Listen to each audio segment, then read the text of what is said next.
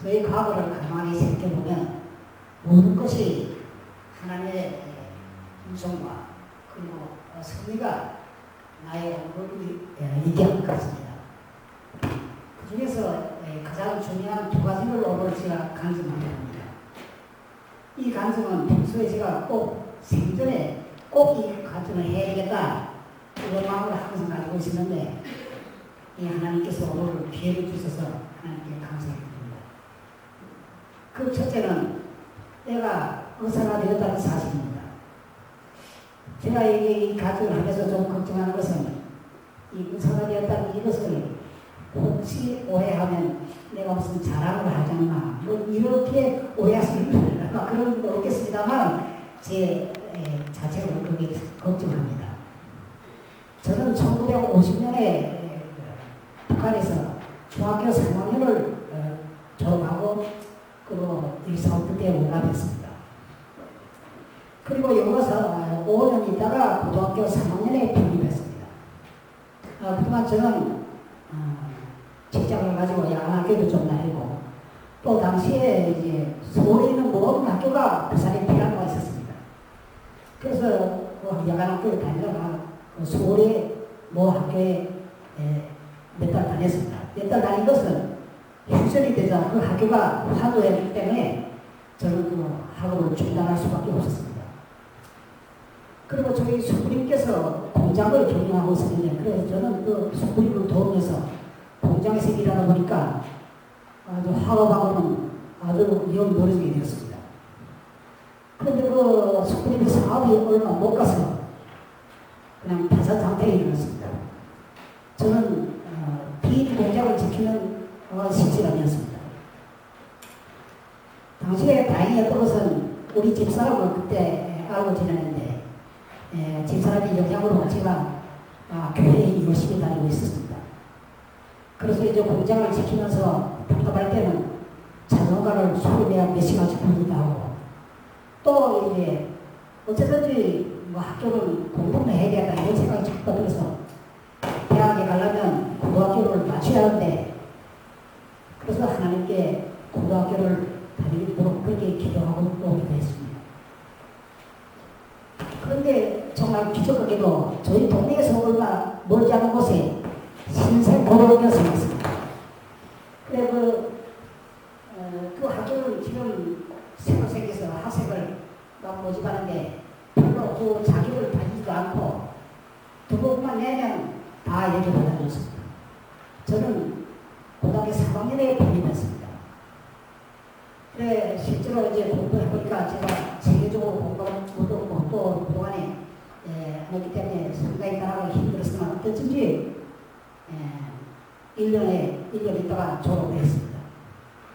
저는 이제 대학 갈 수 있는 자격증 졸업장을 얻었으니까 이제 대학을 가야 되겠다 이렇게 마음 먹었는데 저는 그때 하나님을 믿고 있었기 때문에 그때 종교계통의 응원받아 가야 되겠다 이렇게 생각하고 있었지만 알아보니까 고려대학에 종교전문가가 있었습니다. 그래서 그것을 놀라고 보니까 아무리 생각해도 제가 서울 가서 공부한다는 것은 도저히 불가능할 것 같았습니다. 그래서 망설이었는데 저희 담임선생님이 저를 교실에 불렀습니다. 그 담임선생님은 그 조람이 지금도 기억하는 김기열 선생님이신데 그분은 신앙이 대단히 도덕한 분으로 교회에서 이름이 나고 또 내가 다니는 교회에 그분도 같이 다니고 있어서 그분이 특별히 나를 다니고 해서 사랑했던 것 같습니다. 그래 이제 교무실에 갔더니 담임선생님이 너 어느 대학에 가기로 결정했냐? 그래서 종교전학과로 가려고 하면 소원이기 때문에 지금 갈 수 없을 것 같다고. 그러니까 담임선생님이 한번 하신 말씀이 내가 외과에 이어봐라 그러더라고요. 저는 너무나 놀랐습니다. 왜 그러냐면 삼류학교를 3학년밖에 안 가는 내 실력을 가지고 의회에 간다는 것은 도저히 상상할 수 없는 거기 때문에 여태까지 의과라는 걸 생각하지도 않았습니다. 근데 선생님은 부산대학에 의과가 있는데 그래 합격하면 2년 아니고 그 다음에 본과에는 자동으로 입학된다. 그래서 4년 하고 나면 의사가 된다. 그렇게 말씀하더라고요. 그래서 제가 의사가 돼요. 뭐 전혀 생각을 안 했으니까요. 그것도 그런 것이 저희 상가 중에는 아무도 의사란 직업을 가진 사람이 없었습니다. 또 당시에는 의과대의 학비는 다른 데에 비해 몇 배에 든다는 그게 통솔로 되어 있었습니다. 그래서 저희 처지로서는 뭐 도저히 받을 수 없는 것 때문에 전혀 생각을 하지 않았습니다. 그때 담임 선생님이 가만히 계시더만, 야, 내가 이 때문에 기도를 많이 했다. 그러니까 자꾸 네가 의과에 무슨 좋다고 그런 생각을 자꾸 하던다. 그러니까 한번 넣어봐라. 그러더라고. 그래서 선생님께서 기도를 많이 했다. 이 말씀에 제가 이야기를 얻어가지고 여기를 넣었습니다. 넣고 시험을 쳤습니다. 그러나 뭐 자신도 없고 또 뭐 기대도 하지 않았고 해서 발표일이 가까워졌으나 뭐가 실망일지 모르겠는데 저희 사촌형이 시내에 뛰어들어오면서 지금 부산일버스 앞에 부산대학 그 합격자 번호가 붙어가지고 그래. 그게 너희 번호가 있더라 이러는 거예요. 저는 우리 형이 아마 잘못 봤을 것이다. 그래 반신반의 하면서 뛰어갔더니 정말 나의 번호가 있었습니다. 저는 가끔 내가 만약에 의사가 되지 않았더라면 무엇이라도 어떻게 살았을까 이런 생각을 할 때가 있습니다. 그러면서 정말 등골에 식은땀이 나는 때가 있었습니다.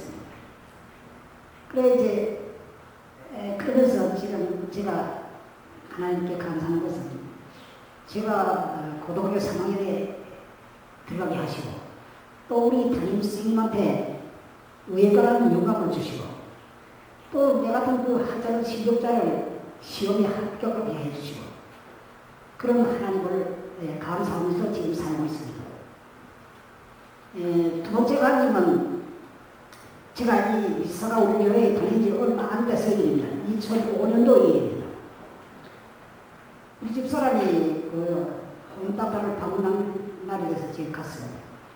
그 홈타파가 우리 집사람은 진찰을 다 하고 나더니만 나보고 선생님들 이라고 왔으니 검사 한번 해보시죠. 그러더라고요. 그냥 물리는 말로. 그래서 돈이 드는 것도 아니고 그러죠. 와서 검사했습니다.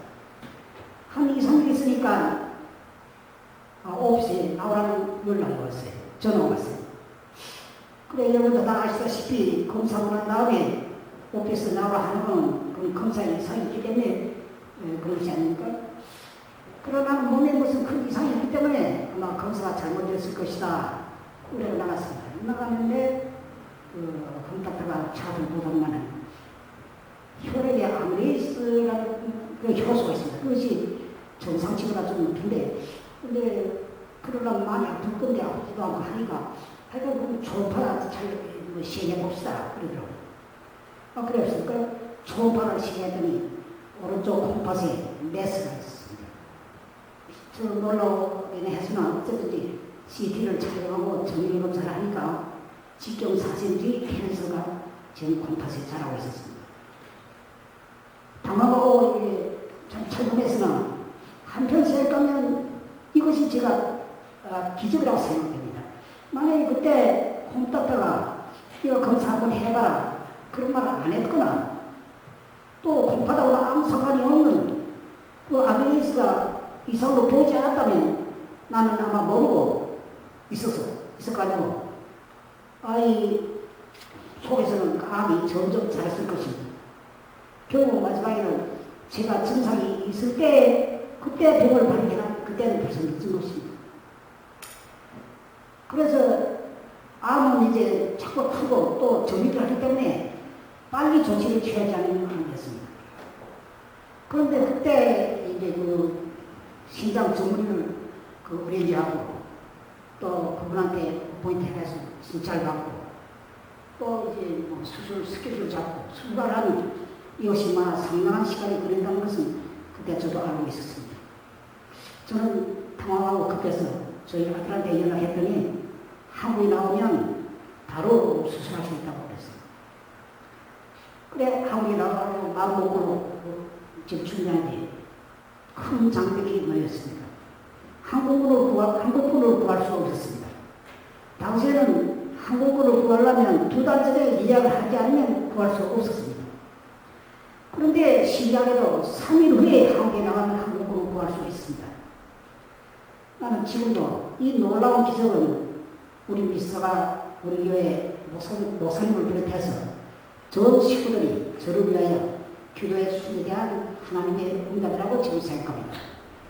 저는 한국에 나와서 다음날 수술했고 만 9년이 지난 후로까지 별 탈 없이 이렇게 살고 있으면서 또 여기 간증을 하고 있습니다. 이 간증을 끝내면서 제가 붙이고 싶은 것이 있습니다. 그러면 이 놀라운 은혜가 김동주 나에게만 하나님께서 주신 것인가? 저는 별다르고 그렇지 않다고 생각합니다.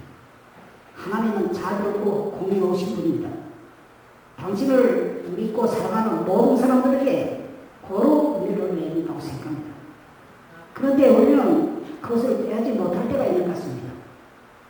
저 자신도 사람들이 잘 나간다 할 때 이 놀라운 은혜를 알지 못하고 오히려 하나님의 욕된 그런 삶을 산 경우도 많이 있었습니다. 이제 늙어서 생각하니까 하나 둘 자꾸 생각이 또 인식하게 됩니다. 그래서 이제 반성하고 후회하며 지금 감사하면서 살고 있습니다. 감사합니다.